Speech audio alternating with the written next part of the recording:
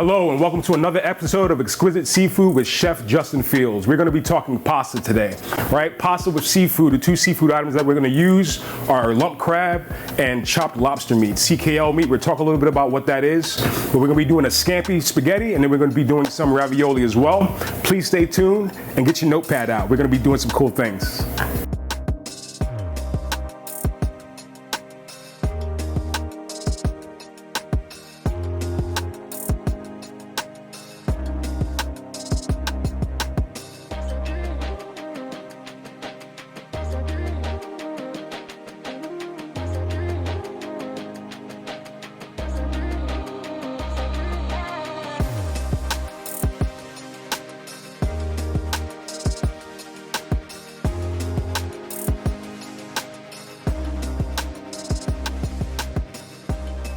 All right, guys, welcome back to Exquisite Seafood with Chef J Fields. We have a nice assortment of things that we'll be playing with today. We're gonna be doing some seafood pastas, okay? So what we have is some lobster. We'll be doing a lobster ravioli.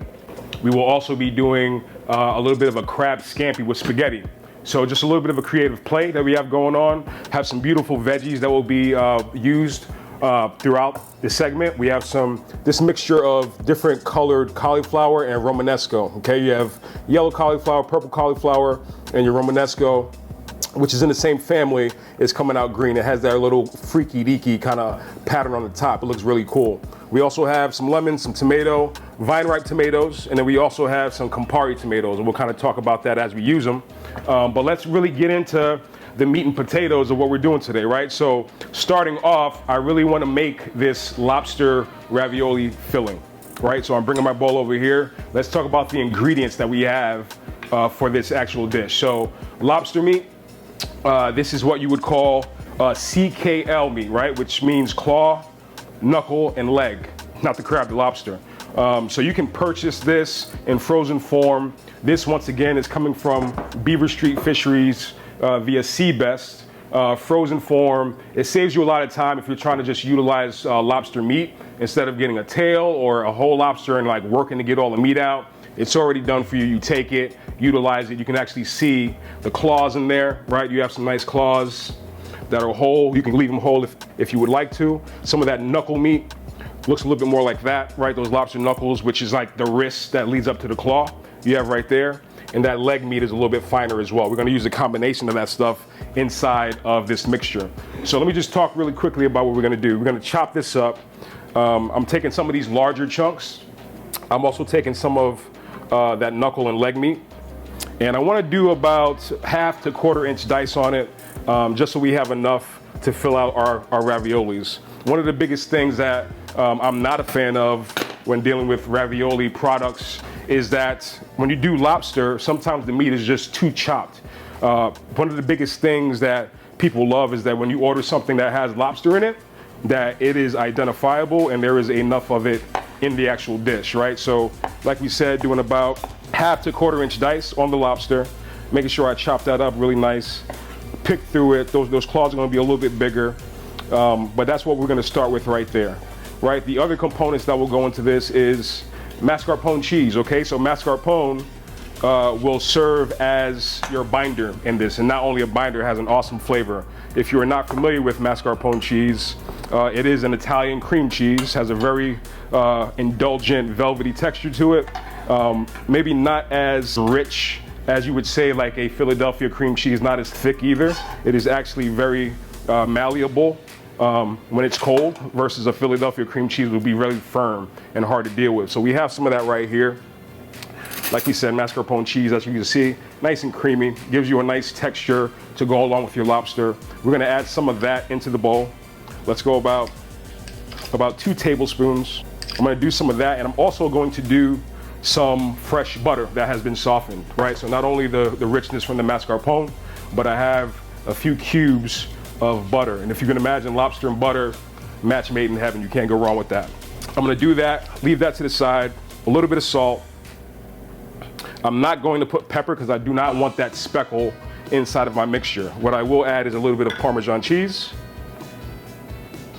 And then we are going to do a little bit of lemon zest inside of that as well.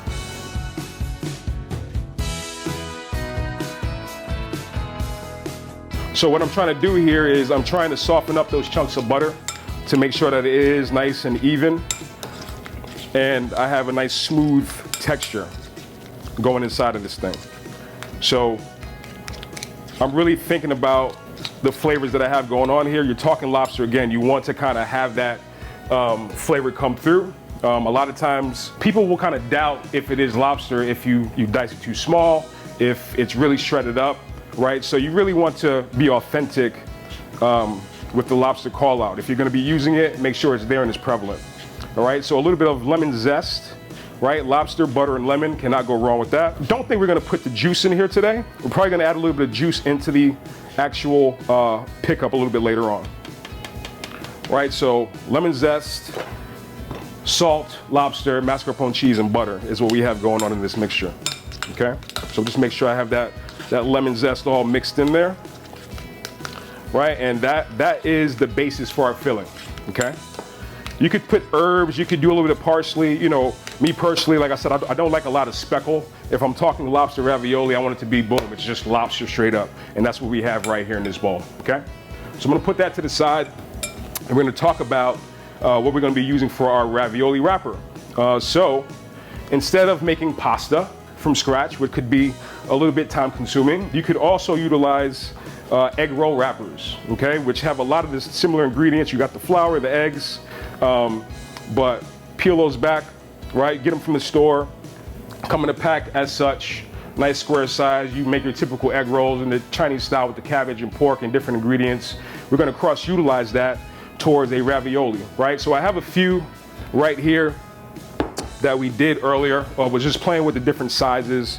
I have a cutter right here. Essentially, I would dip this cutter into some water and then approach our sheet of egg roll wrapper, or pasta sheet, quote unquote, right? And punch that down and just get some rounds going. I'm applying some even pressure as I push this down so I get nice rounds. And then once those are cut out, I am taking the remainder off just like that. And you could utilize the remainder for, if you wanted to just, you know, chop it up and fry it up as a crispy element on a salad, absolutely do that. We are not doing that today, so I'm just gonna throw these in the trash for now. Right, so when you're doing your raviolis, one of the other things that is important to have is some type of egg wash, right? You can do egg and water, egg and milk, and this is what we will utilize to kind of seal the rim of our ravioli, right? So just a little bit of wash around the outside of that, both sides, and then we would move on to our lobster filling going inside of our ravioli, okay? So just a little show of the amount, right? So another call out when doing ravioli or something like a stuffed kind of anything, empanada, ravioli, wonton, you really want to be conscious of the amount of filling that goes in, the amount of wrapper or dough that you have remaining on the outside to make sure that you have a nice sealed ravioli once you're done. So this would probably get about a teaspoon to a teaspoon and a half of filling. And what I like to do is kind of like push it down, because what's going to happen is as I add this wrapper on top, you want to be able to get all the way to that edge and have it seal all the way around. I have my paring knife here, and I just utilize that to kind of peel that up and then just put that over just like that. I'm gonna flatten that out, and then what I do is just go around my hands in almost like a cupping motion, and I'm trying to seal off those edges as such, right? And then you have this mound of lobster with your dough going around just like that. Okay, I like to flip these over just so they have a nice shape to them, right? You can continue to kind of form them, and you have this beautiful ravioli. This is a great trick for you to be efficient in the kitchen, right? It's a great trick to eliminate a lot of steps that you would have to go through making your own pasta. These are fairly cheap at the store, so this is what I like to do and do these. Once you have all your raviolis done, you move over to the stove, have boiling water, a little bit of salt, cook them for maybe about 2 minutes or so. The reason I say 2 minutes is because after they're cooked, we're gonna go into the pan with that sauce and those veggies that we created, so you're gonna get a little bit more of a cook time on that. But let's finish these, and then we're gonna go over to cooking on the stove. All right, so we have our ravioli made. We're about to go into our simmering water and just gently cook these. They're very delicate, so you just want to be careful not to move them around too much once they get in the water. As you're handling them, just be very, very delicate with them. You have the lobster, you have your dough. We use a little bit of both sizes that we had going on, so you had those smaller raviolis and then a little bit of a bigger one. But we're just gonna let those cook for a second. While those are cooking, we're gonna do a quick saute over here that we will incorporate with the ravioli when we go to plating. We're gonna start with some olive oil blend. I also have, this is a lemon olive oil that adds a nice scent to the dish, as we're not like really making a sauce here per se, but we will have a residual butter going on that will flavor the dish and really make everything shine. As you can see, we have this beautiful Romanesco and colored cauliflower, your purples, your greens, your yellows. That'll go in the pan, and we'll finish with a little bit of tomato, Campari tomato later on.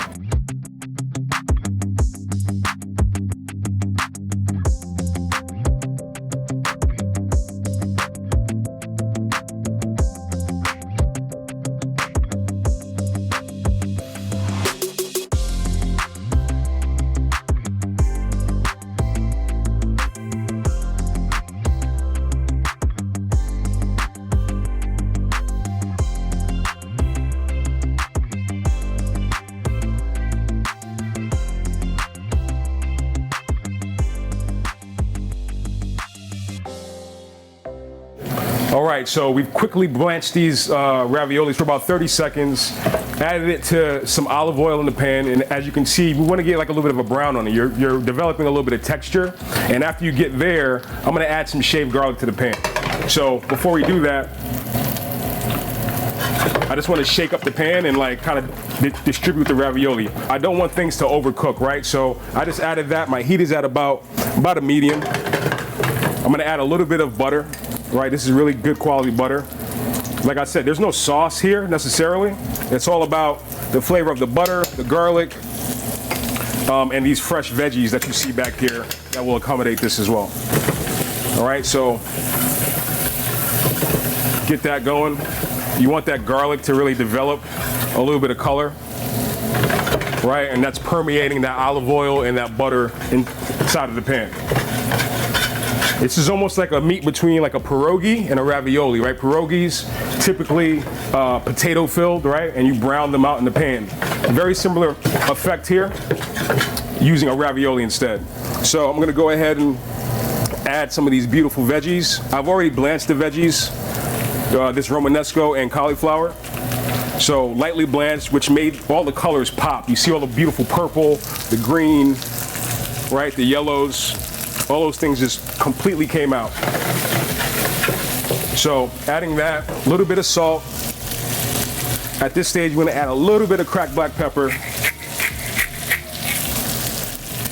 We're gonna finish with just some Parmesan cheese.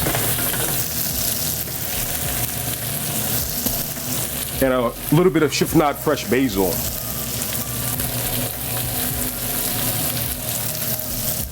And then how I like to just add a little bit of that pasta liquid to this, just to give it more of that body. Kind of mixes with a little bit of that butter and the ravioli itself. So just taking one of these, I'm gonna just add a few scoops of pasta water to the pan. Kind of deglaze it. Your garlic, your basil, everything will open up just slightly, just a wee bit. And that is all we need. So now we can go back and plate this bad boy up.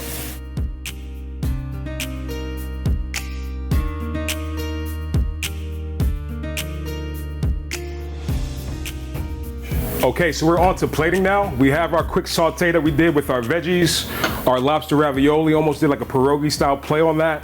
Got a little bit of brown on it, right? It really brings out the caramelization and different notes within the pasta or the egg roll wrapper, right? And I'm just going to start with putting down some of this colorful cauliflower, right? So we have that garlic. You did that butter in there as well. Right, and we're all about just trying to make this look as beautiful as possible. Right, so a couple purples, a few greens, right, and really what I'm trying to do is just build layers from which I can kind of put these raviolis on. We added some of that pasta liquid back to give it a little bit of body. I'm going to show you guys how we took some lobster meat that we had and we took the claws, right? We talked about those claws being super nice. And we took some of those claws and just kind of poached them in a little bit of butter. And that'll be part of the garnish that we put on top of this thing as well. Right, so look at that. Ravioli's going on. Some nice height. What we're also going to do is we're going to add a little bit of diced tomato as well. Or these Campari tomatoes. That's enough of that. Take some of this garlic. We'll sprinkle that over as well, right? That shaved garlic that we had. Put that back on the flame over here. These Camparis, right? So these Campari tomatoes, they're almost like mini vine-ripe tomatoes, and I love them. They have a super sweet flavor. I didn't even want to cook them, right? I think that Campari tomatoes have their best flavor when they are, you know, room temperature. They're super sweet, and it gives this dish a nice color as well, right? So I'm just gonna put that throughout, right? Some nice chunk to it. Don't want it to be too small. You know, this is a fairly hearty dish. All right, we got that going on right there. And then we talked about our lobster meat, right? So I have those claws right inside of here, just some fresh butter. And, you know, we talked about selling lobster, right? If you're gonna have a lobster dish, you gotta really sell it and, you know, have that lobster be front and center. And that's what we're doing right here with a little bit of these claws. I'm actually gonna take some of that butter as well, right, that the lobster was sitting in. Just kind of pour that over. You cannot go wrong with that. For a little bit of richness, Parmesan cheese. And then we're just gonna pop that with this residual chiffonade basil as well. So you have color, you have texture, you have these different elements, the fresh lobster claw, the ravioli, which has a nice little crispness to it. I mean, all these elements combined, this is a killer lobster dish.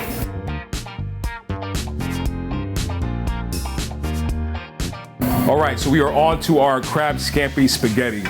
Anytime you make a scampi, you're gonna have some usual suspects. You're gonna have some white wine, some olive oil, definitely a lot of garlic. You know, I like to add some butter. I like to add a little bit of Parmesan cheese to it and cream, just to give it a little bit more body. But let's talk about and show you exactly what we're gonna do here. So we have our olive oil. You're gonna put a liberal amount of olive oil in there to start, right? And essentially what you're doing, as you can imagine, as you add that spaghetti to the pot, it'll soak everything up. And that's what we're trying to do, is get this super flavorful sauce that the spaghetti will just kind of soak up, and then you'll have that residual in the pan. So you have your garlic. I'm putting that in first. I'm almost perfuming my oil with that. That was one of our steps in the last round with the ravioli. All right, so let that do its thing. These Calabrian chilies are making a comeback, okay? We use this in a different episode, but I like to add that to my scampi. I like to add Calabrian instead of just red pepper flake, because it gives you a beautiful color on your oil as well, right? So it'll pop a little bit. It is a little wet, right? That's not to worry. It's all good. I like to add tomatoes, parsley, and then we are essentially deglazing with white wine, okay? There you go.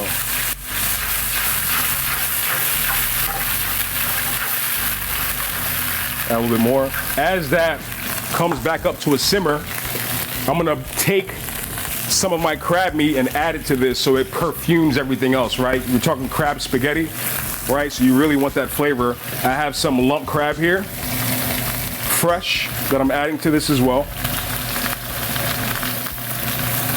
Right, you can make this for as many or as little people as you want. You know, this is a fairly big batch, but I want to make a nice fat bowl of this stuff. So crab is added in. A little bit of lemon juice, okay? That's another usual suspect that you find in the scampi, that lemon kick. A little bit of Parmesan.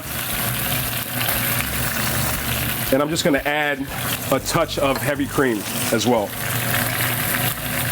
Maybe about a couple tablespoons there. All right, I do have a fair amount of that Calabrian chili going on inside the pan as well. But as you can see, This thing just kind of comes together. You get a little bit of creaminess going on. That crab perfumes everything. Once I add my spaghetti to this pan, I'm gonna let this come up to a pretty hard simmer. Once I add that spaghetti to the pan, we're gonna toss that around and make sure that everything is coated awesomely, okay? Just take my tongs, get my flavors going here, and give this a quick taste, right? This is your point of no return. You're gonna add your pasta in, make sure that it's tasting good. I got the wine, I got my garlic. I'm actually gonna let that cook for another couple seconds because that wine tastes a little raw. So I'm gonna let that simmer for a second. But flavor is good. I think it needs a little bit of salt. The spice is definitely there from your Calabrian chilies. I'm gonna over salt a little bit again because that pasta tends to soak everything up. So you always have to amp up your flavors just slightly, okay? So here's what we're gonna do. We have some par cooked pasta right here. I'm gonna just throw a couple nice handfuls directly into this. And as it simmers, it's almost gonna soak up all the flavors that we got going on. I'm trying not to break my crab up too much as well, you know? You want that. Once we plate this, you know, you'll see the pasta towards the bottom. We'll bring all those veggies towards the top and just kind of pour it over. But I just want this to simmer for a second. Get all those flavors to open up. Make sure the pasta soaks everything up like we said. We taste it, our salt is right, I have the acid. There's not gonna be a whole lot more to this once we go to plating besides a little bit of parsley over the top again and some Parmesan cheese, right? So I think we are about there. How does that look, huh?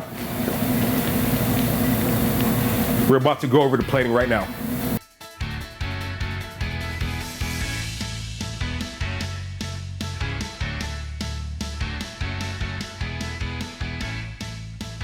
All right, we are ready to plate up our crab scampi. We have all of our ingredients together, everything married up with that spaghetti beautifully. So we're just gonna pile this towards the middle of this beautiful bowl, right? We're gonna do that a couple times and build that height. You know, this is all about the flavors that you got going on there, your crab, your white wine, your garlic, all those components just kind of all coming together. Look at that, man.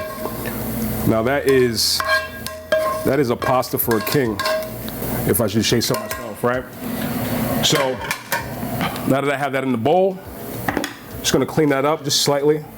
It's awesome to see that residual liquid. You know, one of my biggest pet peeves is you get pasta and there's no extra sauce in the bowl. It's just straight pasta. It's kind of soaked it all up. We made sure that we didn't skimp on the sauce here. So a little bit of Parmesan cheese just to finish it off. And some fresh parsley, right? This is an awesome shareable portion. Imagine Sunday dinner, right? You bring a bowl of this out, big old spoon, big old fork, and you're ready to share that with the family. Try that out and enjoy it. Let me know how it comes out. Cheers, guys.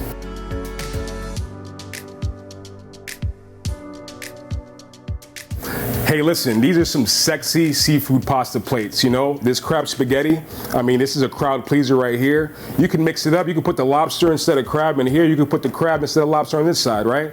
Did some ravioli over here with our lobster meat, right? Lobster meat claws on top, that Romanesco, the different colored cauliflowers. I'm actually gonna take a little bite of this right here, see how we did, right? So I wanna get just a little piece of everything here. A little ravioli. A little bit of this cauliflower. God bless, man. God bless. That's pretty awesome. And I hope you have the same exact reaction as I just did playing with these two different dishes at home. But what I want you to remember is, guys, even though you may make a mistake or two here or there, please never stop cooking. If you have any questions at all, reach out to me, chefjfieldstv@gmail.com, Chef J Fields TV at Instagram and Facebook. Keep on cooking, guys. I'm out.